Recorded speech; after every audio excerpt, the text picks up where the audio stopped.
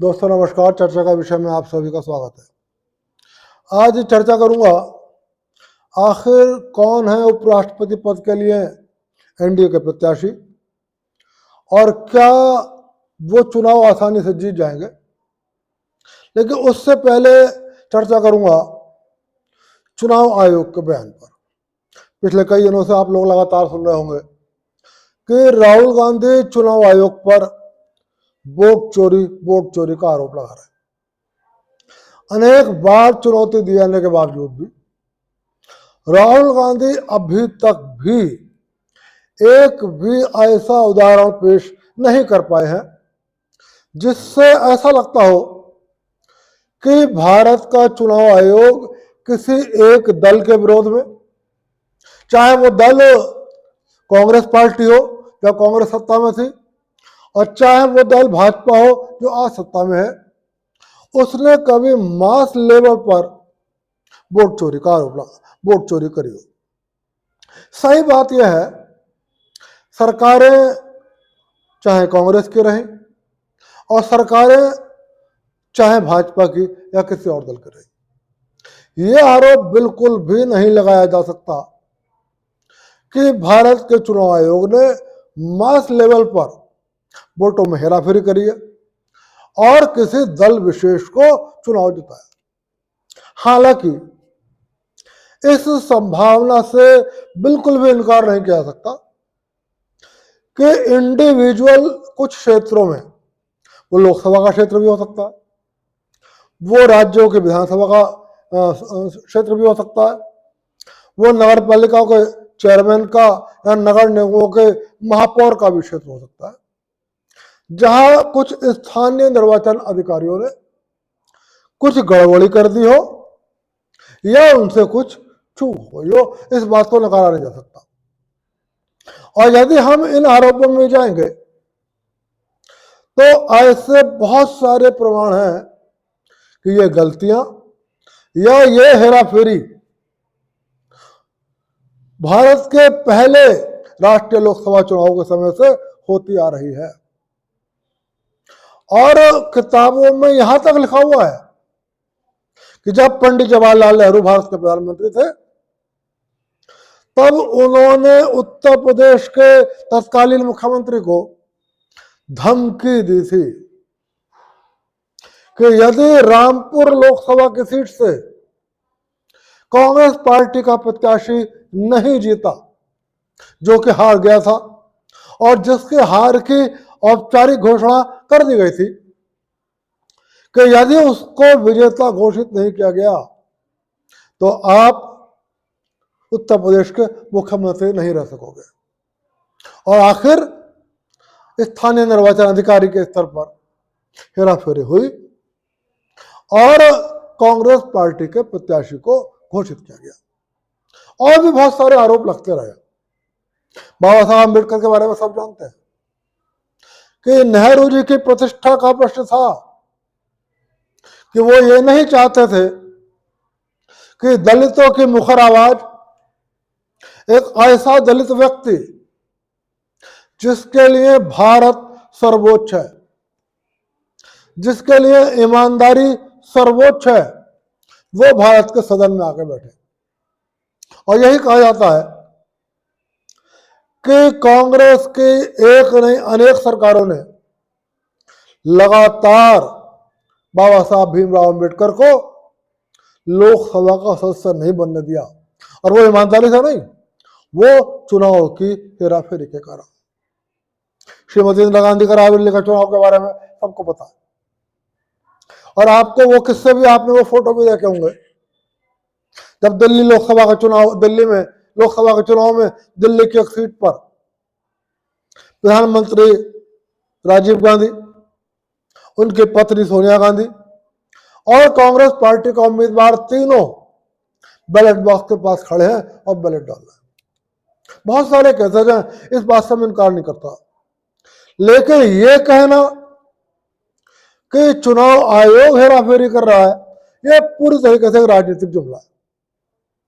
कल भारत के मुख्य चुनाव आयुक्त ने प्रेस कॉन्फ्रेंस करके सीधे सीधे चुनौती दी राहुल गांधी को कि या तो वो 7 दिनों के अंदर हलफनामा दे और शिकायत दर्ज कराए, और यदि वो हलफनामा नहीं देते हैं तो वो इस देश से माफी मांगे।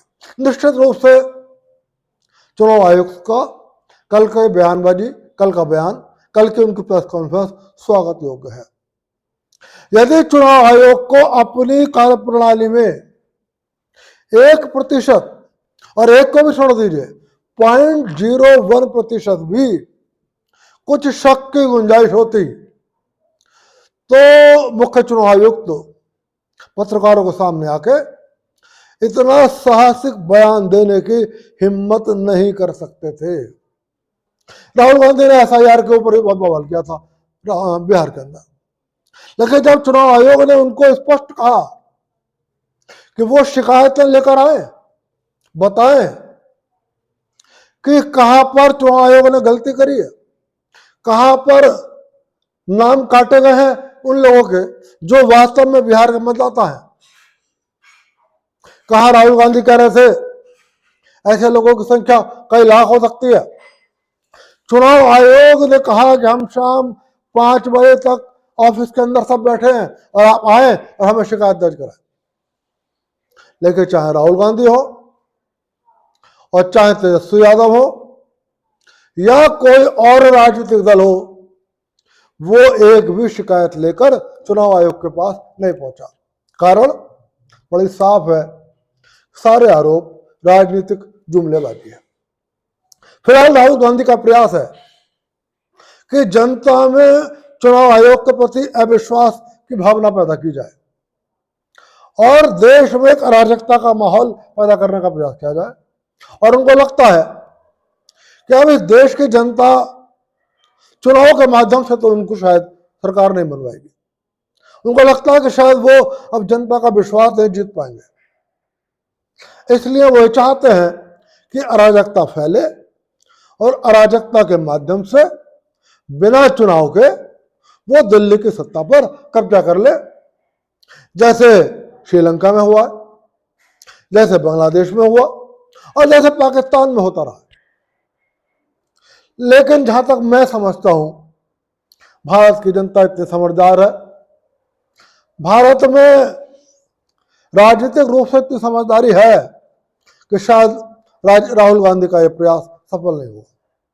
यदि वोटों की चोरी हो रही होती तो हिमाचल में कांग्रेस की सरकार नहीं होती, कर्नाटक में कांग्रेस की सरकार नहीं होती, बंगाल में ममता बनर्जी की सरकार नहीं होती, केरल में कम्युनिस्ट पार्टियों की सरकार नहीं होती, तेलंगाना में कांग्रेस की सरकार नहीं होती, पंजाब में आपकी सरकार नहीं होती, और अभी पिछले चुनाव तक दिल्ली के अंदर आपकी चुनाव सरकार नहीं होती, फिर तो हर जगह भाजपा होती। तो सबको मालूम है कि राहुल गांधी मात्र अब देश की जनता में भ्रम फैलाने का प्रयास कर रहे हैं। वो झूठ बोल रहे हैं और संवैधानिक संस्थाओं की विश्वसनीयता पर संकट खड़ा करके अपने हारे हुए कार्यकर्ताओं को, अपने हारे हुए नेताओं को एक झूठा विश्वास दिलाकर अपने साथ बनाए रखने का प्रयास कर रहे हैं। चलिए अब मैं बात करता हूं उपराष्ट्रपति पद के एनडीए के प्रत्याशी की। दोस्तों, जगदीप धनखड़ की चुनाव इस्तीफे के बाद लगातार ये कयास लग रहा था कि आखिर कौन होगा एनडीए का उपराष्ट्रपति पद का प्रत्याशी। बहुत सारे नाम चर्चा में थे, लेकिन मैंने पिछली बार भी आपसे एक बात कही थी, ये भाजपा है। यहां अंदर की बात बाहर आना आसान नहीं होता। ऐसा नहीं है किसी और को पता नहीं होता, लेकिन जिन लोगों को पता होता है वो इतने संवेदनशील होते हैं कि जब तक चर्चा रहती है वो उसको गोपनीय रखते हैं। बहुत सारे नामों की बातें सामने आई, ये होगा वो होगा, कोई कहता था बिहार का होगा, कोई कहता नीतीश का होगा, कोई कहता था जनता दल यू का होगा, कोई कहता था कर्नाटक के राज्यपाल होंगे, कोई कहता वो राज्यपाल होंगे, लेकिन कोई नहीं हुआ। और एक बार फिर भारतीय जनता पार्टी ने अपने प्रत्याशी की घोषणा करते हुए सबको चौंका दिया, क्योंकि एक ऐसे व्यक्ति को घोषित करा गया जिसका नाम अभी तक कहीं से कहीं तक भी चर्चा में नहीं था। वो व्यक्ति जिसको घोषित किया गया खाटी रूप से राष्ट्रीय स्वयंसेवक संघ के एक सदस्य रहे हैं। उन्होंने अपने राजनीतिक जीवन की शुरुआत एक छात्र नेता के रूप में करी है और वो 1974 में ही, यानी कि अब से 51 वर्ष पहले जनसंघ से जुड़ गए थे। 1974 में वो जनसंघ से जुड़ गए और उसके बाद से लगातार जनसंघ या भारतीय जनता पार्टी से और इसके संगठनों से जुड़े रहे हैं। तमिलनाडु के रहने वाले हैं और उनका नाम है चंद्रपुरम पोन्नुस्वामी राधा कृष्णन। मैं आपको बता दूं कि ये तमिलनाडु की कोयम्बटूर लोकसभा सीट से 2 बार लोकसभा के सांसद रह चुके हैं। हालांकि इन्होंने चुनाव 5 बार लड़ा है।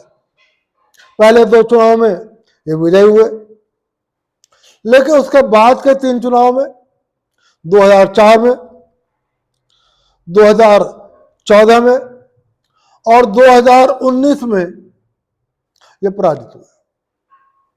उसके बाद ये तमिलनाडु भारतीय जनता पार्टी की प्रदेश इकाई के अध्यक्ष भी रहे और इन्होंने तमिलनाडु के इकाई के अध्यक्ष पद पर रहते हुए भी साल 2007 में 93 दिन के अंदर 19,000 किलोमीटर की रथ यात्रा भी करी है और ये 19,000 किलोमीटर की रथ यात्रा तमिलनाडु में घूमी। हालांकि तमिलनाडु में भाजपा सत्ता में तो नहीं आई, लेकिन तमिलनाडु में भारतीय जनता पार्टी को जनता से जोड़ने में चंद्रपुरम पोन्नुस्वामी राधाकृष्णन पूरी तरह से सफल रहे और इनकी रथ यात्राओं के बाद तमिलनाडु में भाजपा का वोट परसेंटेज बढ़ा। भाजपा के प्रति तमिलनाडु के ग्रामीण क्षेत्रों में, अर्ध शहरी क्षेत्रों में और शहरी क्षेत्रों में भाजपा का आकर्षण बढ़ा और उसके बाद मोदी सरकार ने इनको राज्यपाल नियुक्त कर दिया। इनको राज्यपाल सबसे पहले 2023 में झारखंड का राज्यपाल इनको नियुक्त करा गया। आप लगातार संघ से और भाजपा से जुड़े रहे और सबसे बड़ी बात यह है, विवादों से दूर दूर तक भी राधाकृष्णन का कोई वास्ता नहीं है। और खासियत यह भी है कि अभी जब उपराष्ट्रपति पद के प्रत्याशियों की चर्चा चल रही थी, उसमें कहीं से कहीं तक भी पोन्नुस्वामी राधाकृष्णन का नाम नहीं था। आप ओबीसी जाति से आते हैं, तमिलनाडु के रहने वाले हैं, यानी कि आप दक्षिणी भारत से आते हैं और इस तरीके से राधाकृष्णन को उपराष्ट्रपति पद का उम्मीदवार घोषित करके मोदी सरकार ने पिछड़ा कार्ड और दक्षिण कार्ड खेला। उन्होंने दक्षिण भारत को एक प्रत्याशी दिया और साथ ही एक बार फिर उपराष्ट्रपति पद पर पिछड़ी जाति के व्यक्ति को लाकर सीधे सीधे ये संदेश दिया है कि भाजपा बस अग्रणी जातियों की पार्टी नहीं है। भाजपा सिर्फ कुछ जातियों की राजनीति नहीं करती, बल्कि भारतीय जनता पार्टी हिंदू समाज के सभी वर्गों को, चाहे वो दलित वर्ग है, चाहे वो अति पिछड़े हैं, चाहे वो पिछड़ा वर्ग है, सभी को सम्मान, सभी को उनका हक देने के लिए कृत संकल्प है। आप देख ही रहे हैं कि भारत के राष्ट्रपति पद पर भी आदिवासी द्रौपदी मुर्मू निर्वाचित है। खुद नरेंद्र मोदी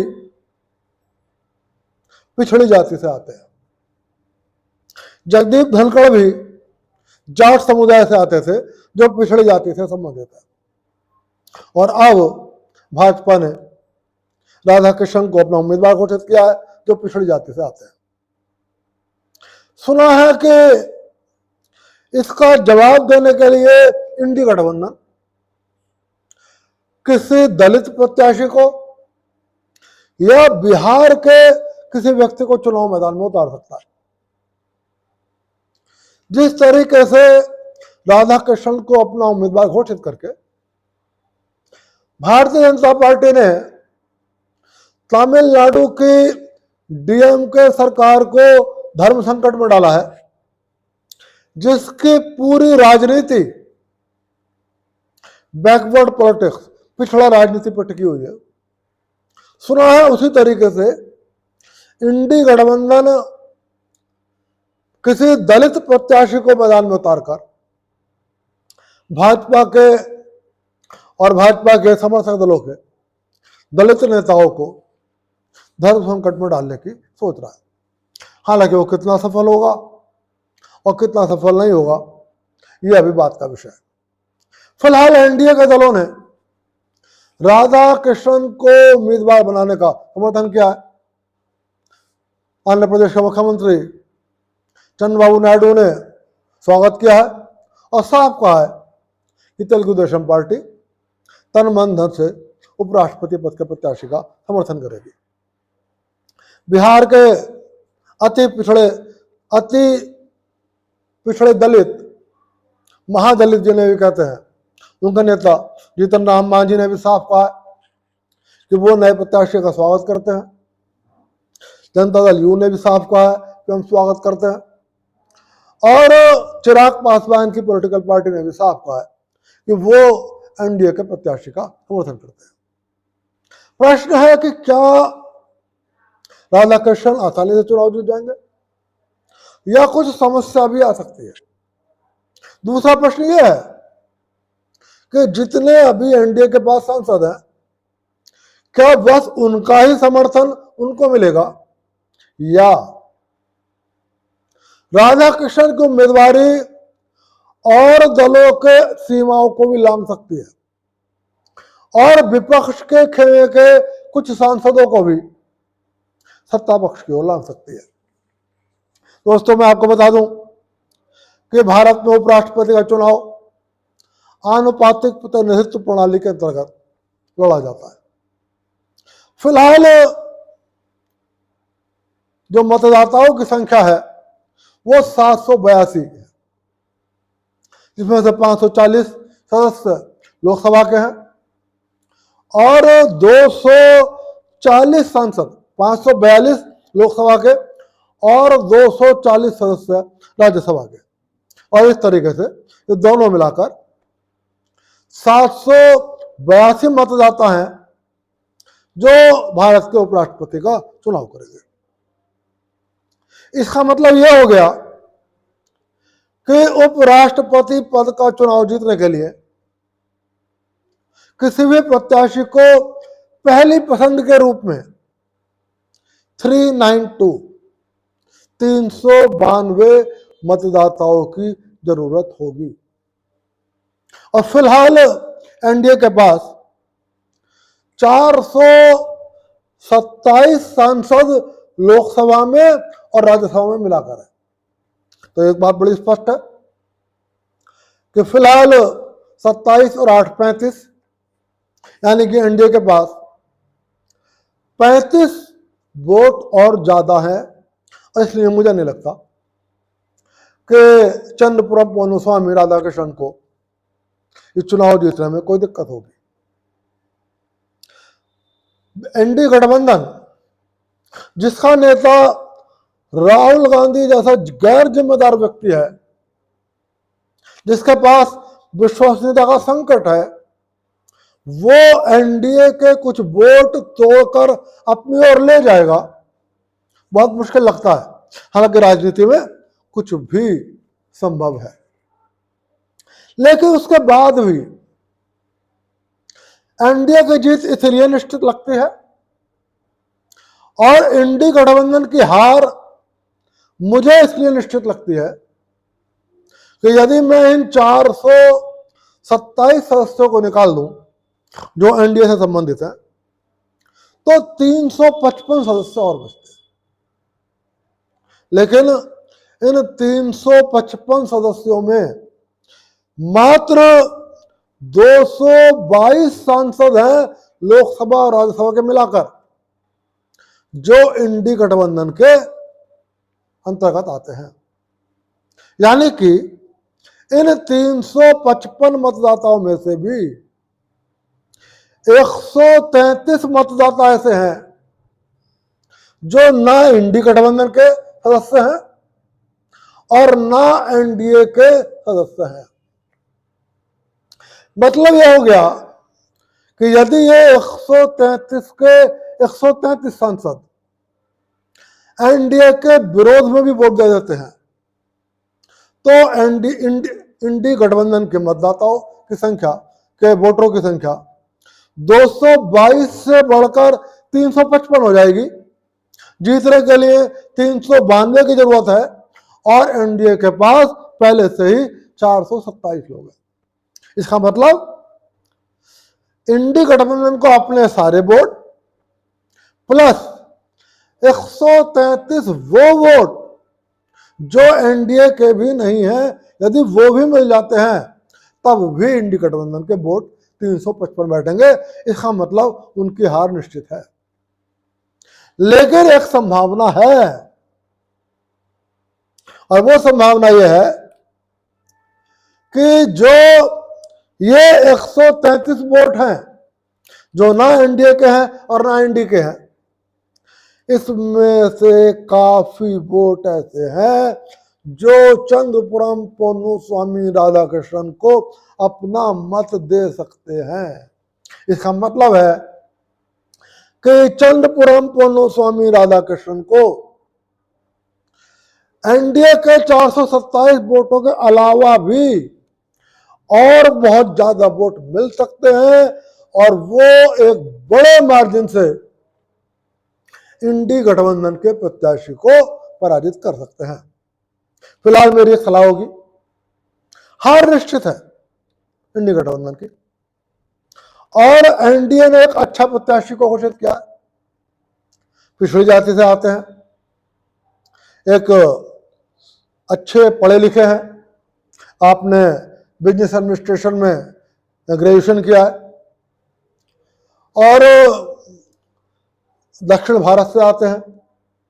आपके पूरे राजनीतिक जीवन में किसी तरीके का कोई भ्रष्टाचार का आरोप नहीं है, तो बेहतर हो कि इंडी गठबंधन हार को देखकर अपना प्रत्याशी ना उतारे, एनडीए के प्रत्याशी को अपना समर्थन दे दे और इस तरीके से जनता के बीच में एक अच्छा राजनीतिक संदेश जाए कि ये सभी दल सिर्फ आपस में लड़ने का काम नहीं करते, बल्कि कुछ मुद्दों पर एक भी हो जाते हैं। फिलहाल राष्ट्रपति पद के नामांकन की आखिरी तारीख 21 अगस्त है।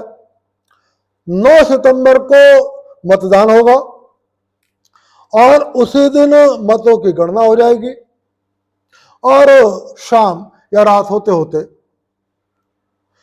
विजेता प्रत्याशी की घोषणा हो जाएगी। देखते हैं कि क्या इंडी गठबंधन एनडीए के प्रत्याशी को समर्थन करता है और सर्वसम्मति से चंद्रपुरम पोन्नु स्वामी राधाकृष्णन भारत के उपराष्ट्रपति चुने जाते हैं, या इंडी गठबंधन अपना प्रत्याशी उतारता है तो क्या वो एनडीए में सेंध लगाने में कामयाब होता है, या एनडीए इंडी गठबंधन की दीवारों को तोड़कर उसके सांसदों को अपने पक्ष में ले जाता है। और आखिर कितने वोटों से एनडीए इंडी गठबंधन के प्रत्याशी को पराजित करता है। आज चर्चा का विषय में चर्चा यहीं तक, फिर मिलूंगा और फिर किसी विषय पर चर्चा करूंगा। तब तक के लिए आप सभी को विश्वपति का नमस्कार।